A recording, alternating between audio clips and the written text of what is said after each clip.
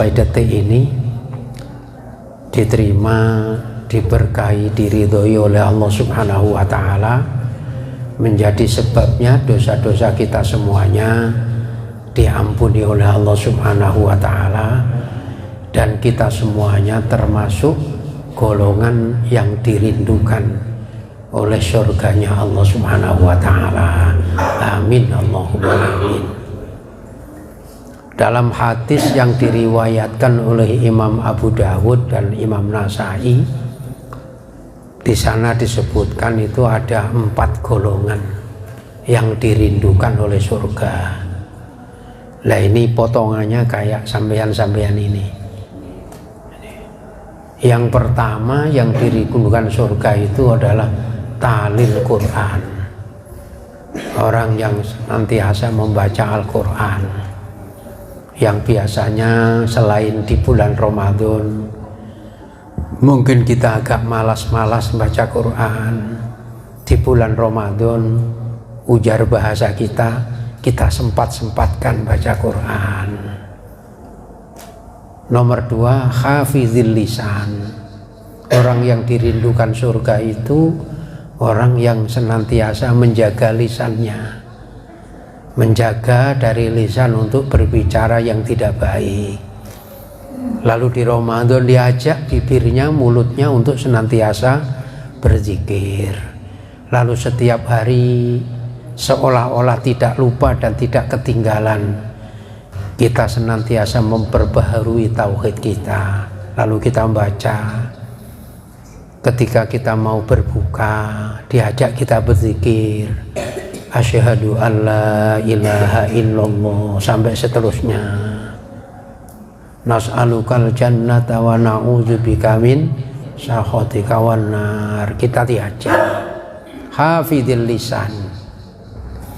Nomor 3, wa mut'imul ji'an, orang yang dirindukan surga itu orang yang memberikan makan terhadap orang yang kelaparan.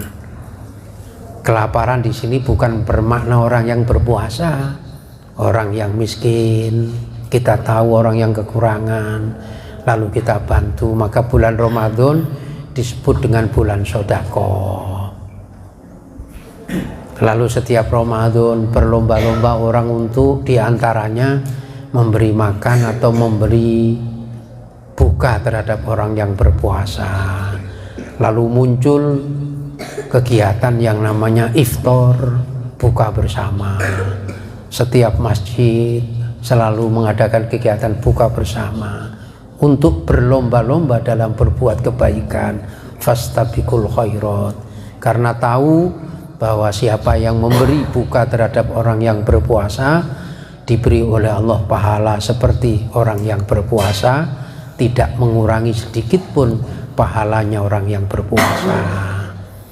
Maka di bulan Ramadan dijadikan sebagai bulan untuk fastabiqul khairat.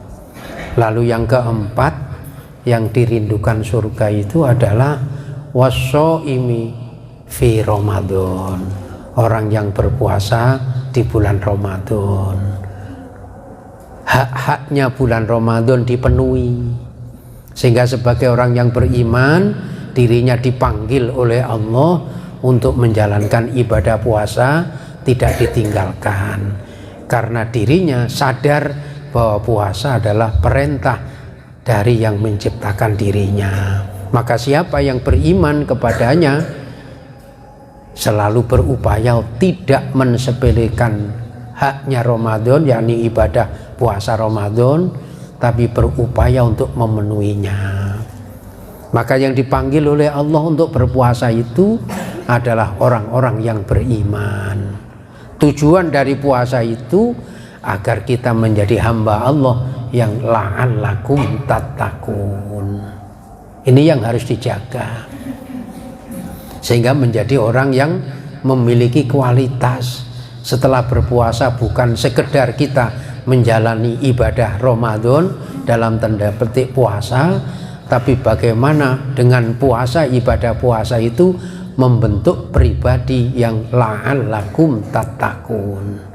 Ini akhirnya nanti kalau saya baca dalam Quran surat Al-Baqarah itu ketemu kan, Ya ayyuhallazina amanu kutiba alaikumusyamu kama kutiba alal ladzina min qablikum la'allakum tattaqun. Nah ini jadi puasa yang kita lakukan atas dasar perintah Allah ini agar diri kita betul-betul menjadi manusia yang hanya takwa, hanya takut kepada Allah.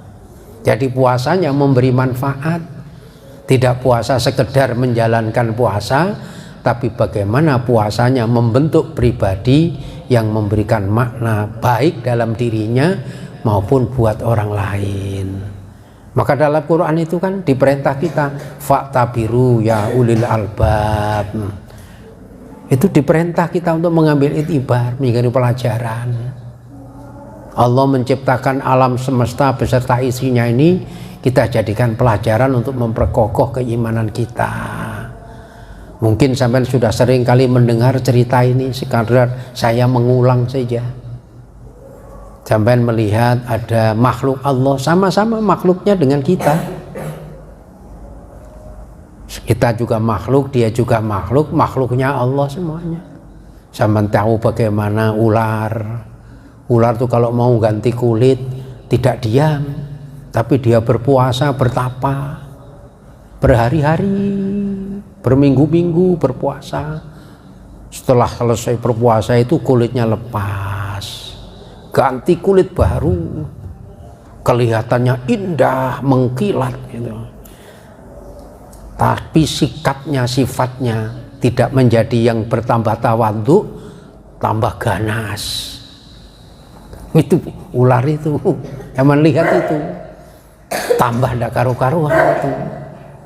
Ujar bahasa casingnya tambah kelihatan bagus, tapi sifatnya bukan karu-karuan. Wah, ganas itu ular, sehingga menimbulkan makhluk yang menakutkan. Itu ular. Dia puasa, dia bertapa, tapi puasanya, pertapaannya tidak menimbulkan dirinya menjadi orang lebih sayang, lebih cinta, tapi justru menakutkan. Itu ular itu. Saya melihat saja itu ular itu. Kelihatannya diam pada saat dia bertapa itu untuk mengganti kulitnya. Wah, itu. Ketika kulitnya sudah ditinggalkan, bentuk kulit baru lagi, sama seperti dulunya, tambah mengkilat, tambah merasa gagah, sombongnya muncul. Itu ular. Terus sampai lihat itu binatang lain, bisa dijadikan pelajaran. Sama awalnya dari tapi bukan ular, tapi ulat. Sampai lihat ulat. Ulat itu kalau sudah bertapa, nanti dibungkus jadi kepompong, keluar jadi kepompong, dari kepompong berubah. Yang tadinya ulat itu bisa menghabiskan daun-daun, muncul setelah dia bertapa jadi kupu-kupu. Indah, orang senang memandangnya. Lalu kupu-kupu ketika hinggap di pohon tidak merusak pohon, hinggap di bunga tidak merusak bunga, tapi justru bermanfaat. Dia makan makanan yang indah, makan madunya, lalu dia bisa menjadi sarana penyerbukan buat yang lainnya. Dia bermanfaat buat yang lainnya. Kira-kira puasa kita ini bisakah mengantarkan kita menjadi hidup bermanfaat untuk yang lainnya? Ini kita bicara kualitas puasa kita, agar mampu pada masuk dalam tataran la'allakum tattaqun, sehingga tidak puasa yang disindir oleh Rasulullah. Apa sindiran Rasulullah terhadap yang berpuasa? Sampean dan saya mungkin sudah hafal hadisnya. Kam min shaimin laisa lahu min siyamihi illal ju' wal atos. Berapa banyak orang yang berpuasa yang didapat cuma sekedar haus, sekedar lapar, kualitasnya tidak ada. Nah, kira-kira dari dua pelajaran yang ditunjukkan oleh Allah untuk kita, mampukah kita, kira-kira kita berada di mana? Makanya bulan Ramadan itu dijadikan sebagai sarana bulan tarbiyah untuk kita, untuk mendidik diri kita. Sehingga dengan itu bulan Ramadan digunakan untuk mencermini diri kita. Apakah Ramadan yang Allah wajibkan atas kita orang yang beriman itu hanya berlalu begitu saja? atau Ramadan yang Allah berikan kepada kita sebagai hadiah ini mampu kita jadikan sarana untuk membersihkan diri kita? Semuanya begitu. Ini ditanya dalam diri kita masing-masing.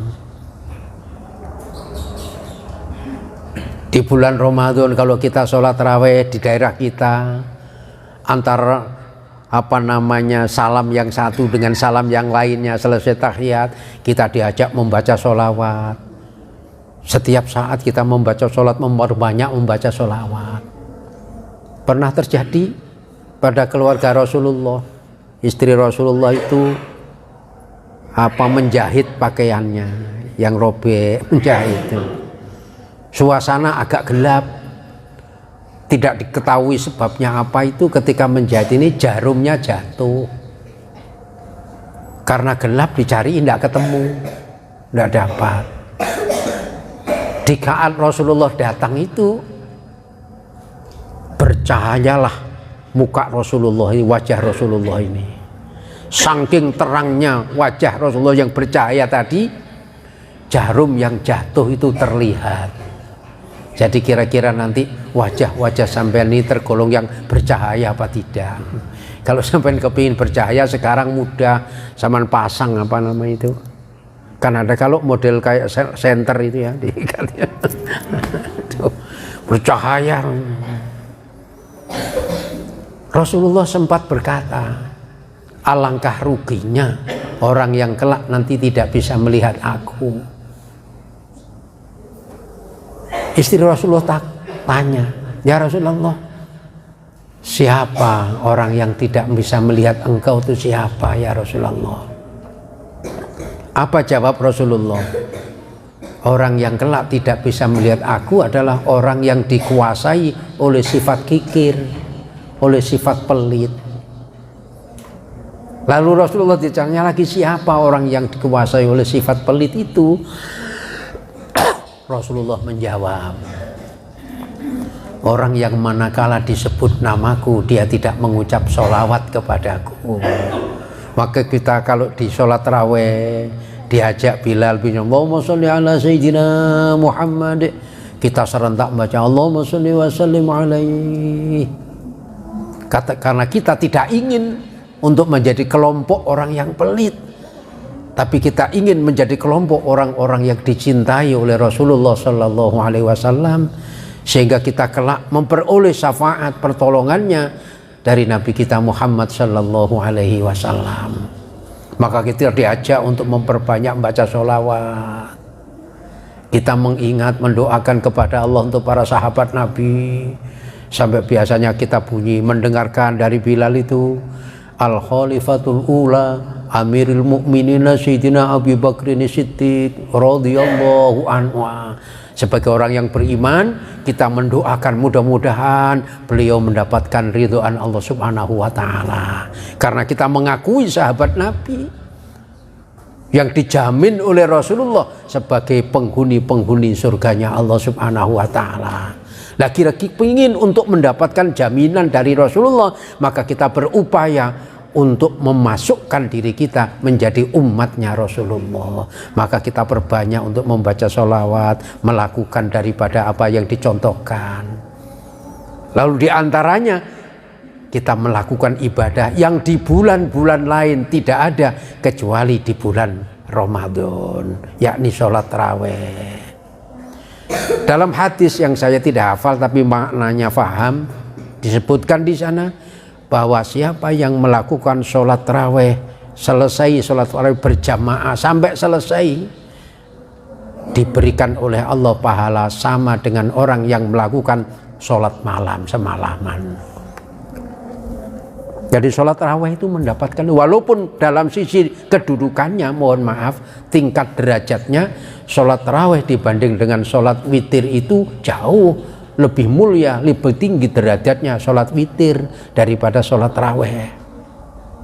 Sholat witir itu tinggi, maka Rasulullah tidak pernah meninggalkan sholat witir. Maka pesan saya, sholat witir jangan dilakukan hanya pada bulan Ramadan. Sholat witir dilakukan setiap malam. Rasulullah sampai berpesan kepada umatnya, Kalau kita takut untuk melakukan, tidak bisa melakukan sholat witir di akhir malam, diperintahkan oleh Rasulullah untuk melakukan sholat witir di awal malam. Nah, di awal malam itu waktunya sholat witir adalah sesudah sholat isya. Tentu dilakukan sesudah sholat sunat ba'diyatal isya. Kalau tidak mampu 1 rakaat, ya 3 rakaat, ya kan? Nah, 1 rakaat aja tidak mampu, kayak apa ya? 3 rakaat. Kalau mampu 3 rakaat, ya mungkin bisa 11 rakaat. Nggak mampu 11 rakaat, 5 rakaat. Umumnya biasanya 3 rakaat. Silahkan. Sholat witir itu paling sedikit rokaatnya, karena tidak ada sholat yang rokaatnya paling kecil kecuali sholat witir. 1 rokaat sampean bisa melakukan sholat witir. Tapi walaupun 1 rokaat, kalau sampean dan saya tidak dapat pertolongan Allah, hidayah Allah, tidak bakalan sampean dan saya bisa melakukannya. Ya, kita jawab dalam diri kita. Maka setelah kita diajari setiap malam di bulan Ramadan, selesai melakukan sholat tarawih, diajak kita sholat witir berjamaah, ini akan menjadi kebiasaan buat kita setiap malam bisa melakukan sholat witir. Karena Rasulullah memberitahu itu, kalau kita merasa takut tidak bisa melakukan sholat witir di akhir malam, lakukan di awal malam. Kalau sholat tarawih hanya pada bulan Ramadan, dan Rasulullah tidak pernah melakukan sholat tarawih itu 1 bulan penuh lamanya, tidak pernah. Cari hadisnya tidak bakalan ketemu. Tapi Rasulullah tidak pernah meninggalkan sholat witir. Nah, sholat witir ini kita jaga. Bukan berarti menyepelekan sholat tarawih, karena sholat tarawih siapa yang mengikuti jamaah sholat tarawih berjamaah itu diberikan oleh Allah pahala sama dengan orang melakukan sholat malam, sholat hajat, sholat tahajud itu nilainya. Maka diupayakan sholat karena menghadap kepada Allah, sekalipun itu hukumnya sunat, sholatnya harus dijaga. Jangan cuma mengejar rokaatnya. Sehingga kasihan makmum yang sudah sepuh mengikuti daripada imam yang cepat, akhirnya bangkitnya kerutuk susah. Itu kasihan. Yang santai-santai saja.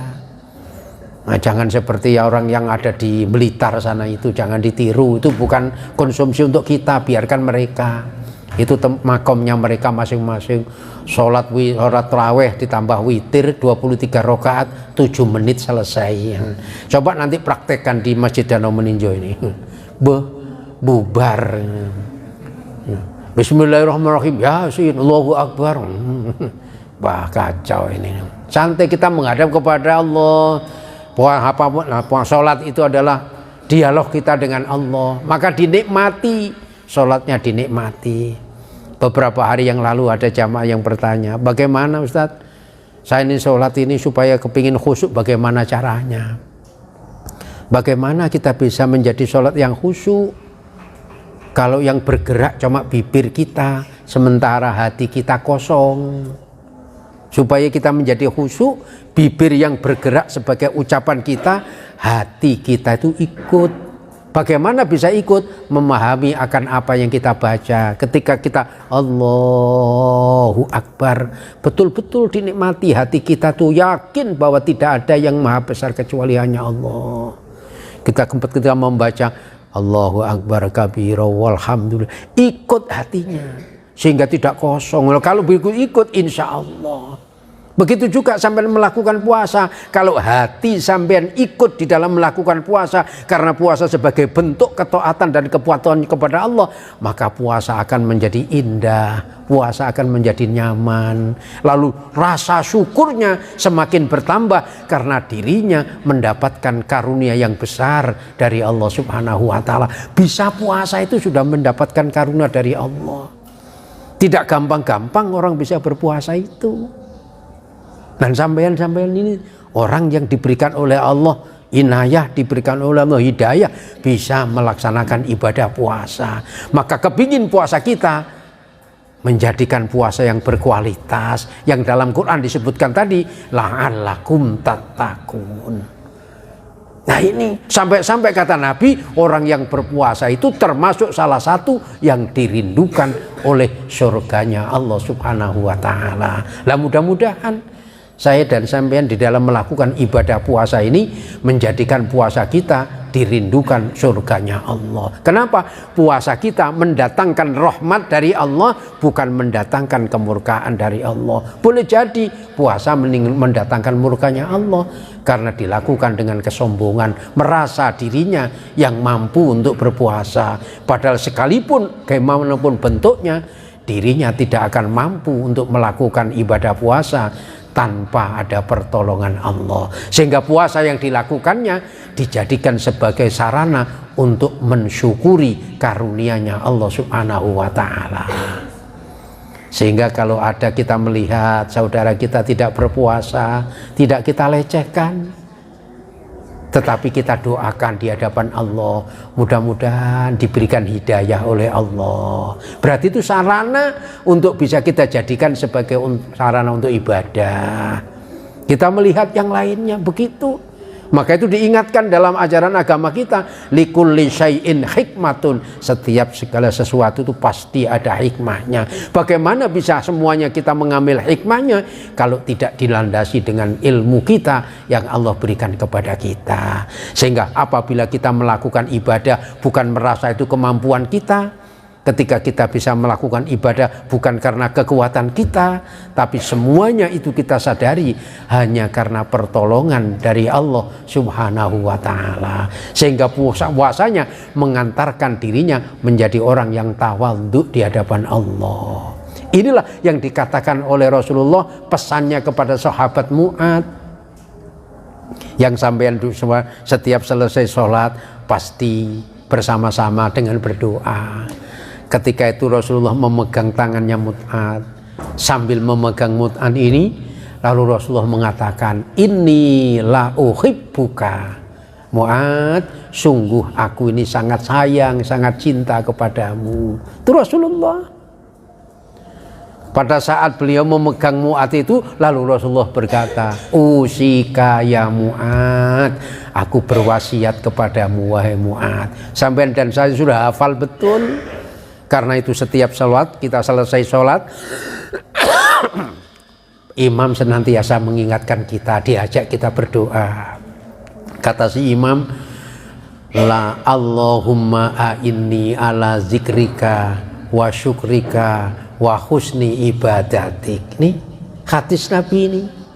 Kata Rasul berkata di hadapan Mu'ad, dengan Mu'ad tadi ketika beliau memegang Mu'ad itu, la tada'anna fi duburi kulli sholatin antakula Allahumma a'inni ala zikrika wa syukrika wa husni ibadatik. Jangan sekali-kali kamu tinggalkan tempat sholatmu sebelum kamu memohon pertolongan kepada Allah Tuhanmu. Apa yang diminta? Yang pertama, agar senantiasa di dalam menjalani hidup selalu ingat dengan Allah. Dirinya hidup dari Allah, dirinya nanti mati kembali kepada Allah, dirinya bisa sehat semuanya dari Allah, dirinya bisa melakukan ibadah semuanya dari Allah. Sehingga dengan ingat kepada Allah akan menghilangkan dirinya dari kesombongan. Allahumma a'inni ala zikrika wa syukrika ya Allah. Jadikanlah hambamu di dalam menjalani hidup karuniamu ini senantiasa bisa mensyukuri atas karuniamu. Tidak ada sedikit pun yang ada pada diri hambamu, semuanya adalah karuniamu. Maka jadikanlah semua ini hambamu pandai untuk bersyukur kepadamu. Tingkat orang yang bertakwa kedudukannya adalah bersyukur. Maka dalam Quran disebutkan wattaqullaha la'allakum tashkurun. Jadi bersyukur. Ketika manusia mampu menjalani hidupnya dengan kesyukurannya di hadapan Allah, maka ketenangan dan kebahagiaannya senantiasa hadir dalam dirinya. Tidak ada kebahagiaan yang bisa dirasakan oleh seseorang dalam menjalani hidup kecuali ketenangan dalam hidupnya. Karena ketenangan inilah yang Allah berikan kepada kita. Di situ Allah mengutus malaikatnya untuk mendoakan agar orang itu yang senantiasa bersyukur kepada Allah dijadikan hatinya menjadi tenang. Jadi hidupnya senantiasa dibantu oleh Allah karena dirinya selalu bersyukur. Maka itu ada dalam Al-Quran disebutkan la in syakartum la azidannakum. Tapi sebaliknya wala in kafartum inna azabi lasyadid. Maka kita belajar di dalam melakukan ibadah puasa ini bagaimana kita menjadikan diri kita hidup senantiasa bersyukur kepada Allah Subhanahu wa taala. Lalu yang ketiga, doa kita kepada Allah ketika selesai mengerjakan sholat itu, wa husni ibadati. Ya Allah, hambamu mohon pertolonganmu agar di dalam hambamu menjalani hidup yang kau tugaskan untuk hanya beribadah kepadamu, jadikanlah hambamu ini ibadah dengan baik. Ibadahnya bukan untuk kita, tapi ibadah yang kita lakukan landasan karena perintahnya Allah, dan ibadah itu kita peruntukkan semata-mata hanya untuk Allah Subhanahu wa ta'ala. Ikhlas ini kan tanpa embel-embel yang lain. Ikhlas itu kan semata-mata hanya tertuju kepada Allah, hanya karenanya Allah.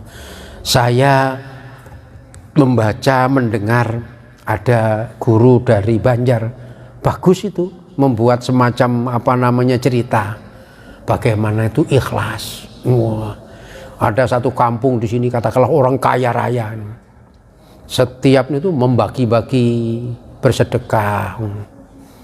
Cerita singkatnya, suatu saat beliau itu meninggal. Sebelum meninggal dia itu berwasiat, pokoknya nanti kalau saya meninggal orang-orang disuruh untuk tahlilan, ngaji, nggak usah diberi apa-apa, biarkan aja. Tapi nanti pada hari yang ketujuh itu diberi makan segala macam, amplop segala macam. Dah, ketika meninggal diberitahu malam kita diminta bersama-sama baca Yasin, baca tahlil. Datang semuanya karena yang meninggal itu orang kaya, orang yang dermawan, datang. Selesai Yasinan, selesai tahlilan, selesai doa, pulang, ya sudah. Nggak dikasih makan, nggak dikasih apa. Pulang orang. Lalu si tuan rumah beritahu, ngundang lagi besok supaya datang. Berjalanlah sampai 7 hari. Karena merasa yang datang tadi nggak dikasih makan, wah lalu ngomong di luar-luar itu. Beda itu bapaknya dengan anaknya. Dulu bapaknya itu bukan main dermawannya, sekalinya anaknya sudah berbeda. Jadi tadinya mulai malam pertama itu yang datang itu banyak. Malam ketiga mulai kurang seperti di Ramadan ini. Di Ramadan itu malam pertama wah penuh, malam kedua kurang seret. Itu juga gitu. Akhirnya dari sekian banyak orang warga kampung itu pas malam ke-7 yang betul-betul ikhlas itu datang ya sekitar tinggal cuma 20 orang aja. 20 orang padahal maksudnya kampung itu banyak. Tinggal 20 orang. Memang niatnya di sana mendoakan, orangnya bagus, kita doakan, baca tahlil, baca Yasin. Terakhir dari baca Yasin selesai sudah 20 tadi, waktu selesai tidak boleh pulang, jangan boleh pulang. Di belakang sudah disiapkan makanan. Makanan yang disiapkan untuk 200 orang yang datang cuma 20 orang. Akhirnya yang 200 tadi makanan sih kan disuruh bawa, orang 20 dibagi-bagi. Amplop yang sudah disiapkan untuk 200 orang hanya diuntukkan untuk 20 orang. Akhirnya yang lain yang nggak datang menyesal karena ibadahnya tadi nolongnya bukan karena Allah, tapi ada unsur untuk selain Allah. maka kekecewaan yang akan dapat. Nah kalau sampean ikhlas, insya Allah walaupun nanti sampean ditinggalkan puasa ini lama-lama, tidak bakalan meninggalkannya. Insya Allah sampean akan terus menjalankannya. Nggak seperti di tempat saya sana di Jawa itu. Kalau tempat Jawa itu Masya Allah, kalau rubah pertama itu keruduk ke masjid seret itu. Sampai di luar-luar. Minggu pertama mulai sudah masuk barisannya seret. Kalau di sini enggak, Maksud saya enggak ada bedanya. Lah, ya begitu itu. Padahal kalau kita mau jujur, semakin kita ditinggalkan bulan Ramadan, semakin kita berupaya bagaimana mendapatkan keberkahan bulan Ramadan. Karena bulan Ramadan hadiah untuk kita umat Muhammad. Tapi kenapa hadiah itu justru kita tinggalkan? Berarti kita sendiri yang tidak mengharapkan. Sementara ketika kita jauh sebelum Ramadan, di bulan Rajab, kita sudah sering berdoa, Allahumma barik lana fi Rajaba wa Sa'bana wa balighna Ramadan. Setelah kita berada dan dipertemukan di bulan Ramadan, tidak kita manfaatkan, berarti kita itu menyalahi dengan doa kita sendiri. Maka saya pesankan kepada sampean semuanya, semakin kita ditinggalkan Ramadan, mari semakin kita memperbanyak untuk beramal. Karena bulan Ramadan adalah bulan maghfirah, bulannya amal, bulannya dilipat gandakan amal ibadah manusia. Sampai-sampai sampean sudah tahu betul bahwa ibadah yang dilakukan di bulan Ramadan, kalau itu hukumnya sunat, maka diberi pahala sama dengan melakukan ibadah wajib yang dilakukan di lain bulan Ramadan. Saking mulianya bulan Ramadan, maka berbahagialah sampean dan saya yang oleh Allah diberikan kesempatan bertemu dengan bulan Ramadan. Mudah-mudahan bulan Ramadan 1444 Hijriah ini menjadikan diri kita sadar bahwa kita semuanya akan kembali menghadap kepada Allah, yang dengan itu menggunakan bulan Ramadan sebaik-baiknya dalam rangka meningkatkan amal ibadah kita, untuk memperkokoh keimanan kita, memperkuat keislaman kita, dengan harapan mudah-mudahan kita semuanya dimatikan dalam keadaan husnul khotimah. Al-Fatihah. A'udzubillahi minasyaitonir rajim. Bismillahirrahmanirrahim. Alhamdulillah Ar-Rahmanir-Rahim Maliki yaumiddin. Iyyaka na'budu wa iyyaka nasta'in. Ihdinas siratal mustaqim. Shiratal ladzina an'amta 'alaihim ghairil maghdubi 'alaihim waladdallin. Amin. Amin ya mujibas sa'ilin. Bismillahirrahmanirrahim. Allahumma shalli ala sayyidina Muhammad wa ala ali sayyidina Muhammad. Alhamdulillahirabbil alamin.